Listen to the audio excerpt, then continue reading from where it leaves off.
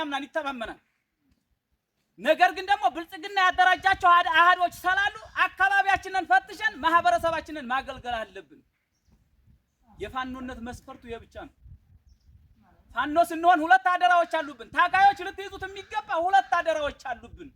አንደኛው አደራ አብሮህ አንድ ሸራ ላይ ሲተኛ የነበረ አንድ ሽርጥ ለሁለት ስትለብስ የነበረ የበላውን በልተህ እያካፈልከው የነበረ ምርጥ ጓደኛ ከእናት ከአባት ልጅ በላይ የምትወደው 3 ክንድ መሬት ተቀብሎብሃል።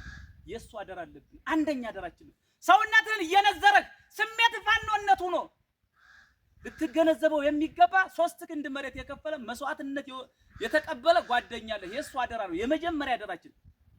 በምድር ላይ ላለ እንዳትጨነቁ 3 ክንድ መሬት ለተቀበለው ጓደኛ ተጨነቅ። አደራውን እንዳበላ ህዝብ እንዳታንገላታበት፣ የአማራን ትግል እንዳሸጥበት፣ እንዳትከዳበት፣ መሳሪያ ይዘህ እንዳጠፋበት። ምክንያቱም እሱ መጥፋት አይችልምና እሱ መንቀሳቀስ አይችልምና የማይነቃነቀው አፈር ተጭኖታልና። አደራችን የመጀመሪያው ህልውናችንን ለማረጋገጥ 3 ክንድ መሬት ለተቀበሉ ታጋዮቻችን። ሁለተኛ አደራ የመኖርና ያለመኖር የህልውና አደጋ ውስጥ የሆነውን አማራ ለመታደግ አደራ አለብን። ሁለተኛው አደራ ይሄ ነው። በመሬት ላይ ሁለት አደራዎችን ይዘን የምንታገል የአማራ የቁርጥ ቀን ልጅ አሳረኛው ፋኖ ማለትኛ ነው። ከነዚህ አደራዎች ውስጥ አንዱን አደራ የካደ የመጨረሻ መግቢያ የማይኖረው ማለት ነው። እሱም መስዋዕትነት የተቀበለውን ጓደኛን አደራ የካድክ መሬት ላይ ያለውን ህዝባችንን እኛ ብንክደው ነፃ ሊያወጣው የሚችል ኃይል አለ። ከዚህ በኋላ የአማራ ትግል ተወደደም ተጠላም ሰማይ ዝቅ መሬት ከፍ ቢል አይቀለበስም። ፋኖ ከማሸነፉ ወደ ኋላ ይል ዓለም አይደለም ምስራቅ አፍሪካ የምትረጋጋው ፋኖ ሲያሸንፍ ብቻ። ኢትዮጵያን ተውት። ምስራቅ አፍሪካ የምትረጋጋው ፋኖ ካሸነፈ ነው። ፋኖ ካላሸነፈ የሚረጋጋ ኢትዮጵያም የለም። ፋኖ ካላሸነፈ የሚረጋጋ ምስራቅ አፍሪካም የለም። ፋኖ ካላሸነፈ ዓለም አትረጋጋም። ዓለም ከአፍሪካ ሀገሮች ከሚገኙት ኢትዮጵያ አንደኛዋ ሰው። ስለዚህ ይሄን ትግል አደራ መጠበቅ አለብን። ድርጅታችሁን ጠብቁ። ድርጅቱ ስም አይደለም። ድርጅት ማለት ታጋይ ነው። ድርጅት ማለት አመራር ነው። ድርጅት ማለት ህዝብ ነው። ድርጅታችንን የምንጠብቀው አመራሮቻችንን ስንጠብቅ፣ ህዝባችንን ስንጠብቅ፣ ታጋይ እግረኛ ሰራዊታችንን ስንጠብቅ ነው።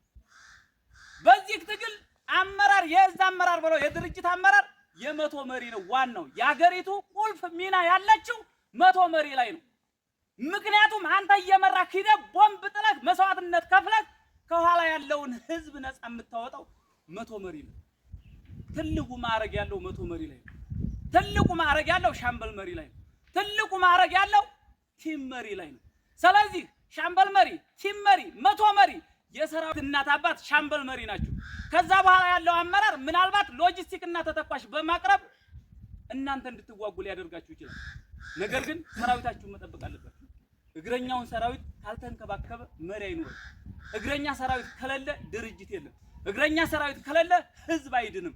ስለዚህ ሰራዊታችንን የመጠበቅ ግዴታ አመራሮች አለባችሁ።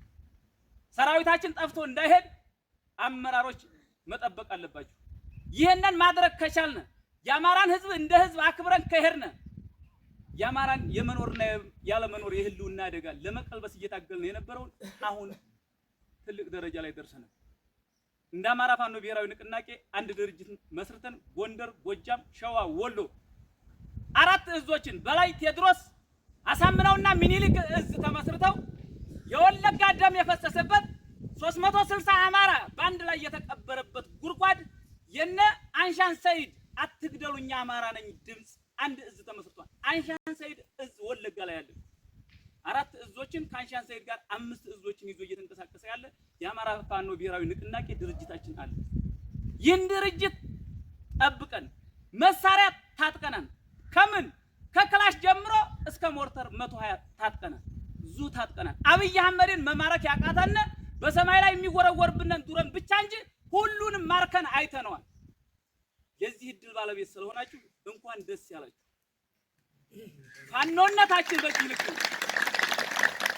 ፋኖነታችን በዚህ ልክ የታጠቅነው ደግሞ ምንድነው? መጀመሪያ አማራ ልብ ነው የታጠቅነው። መጀመሪያ ክላሽ አልታጠቅንም። መጀመሪያ የታጠቅነው ልብ ነው። ፋኖ የታጠቀው ልብ ነው። ምርኮኛው ብርሃኑ ጁላ የታጠቀው 44 መሳሪያ ነበር። 44ቱንም መሳሪያ ግን ልብ ስለታጠቅነ ማርከነዋል። አብይ አህመድ እስከ ብርሃኑ ጁላ አማራን ትጥቅ ሊያስፈታ መጥቶ አማራ ትጥቅ አስፈትቶት ማርኮት እየፈረሰ ይገኛል። በ44 ቴሌቪዥን መስኮት እየወጣ አማራን የመበታተን ስራ እየሰራ ነው አብይ አህመድ።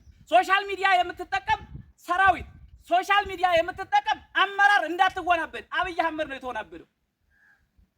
አብይ አህመድ ተወናብዷል። የሚያወራውን አቅቶታል። ፋኖ በህልሙም እያስቃዠው ነው። አሳምነው ጽጌ በህልሙ እያስቃዠው ነው። አብይ አህመድ እየተክለፈለፈ እየለፈለፈ ነው የሚያዝነው።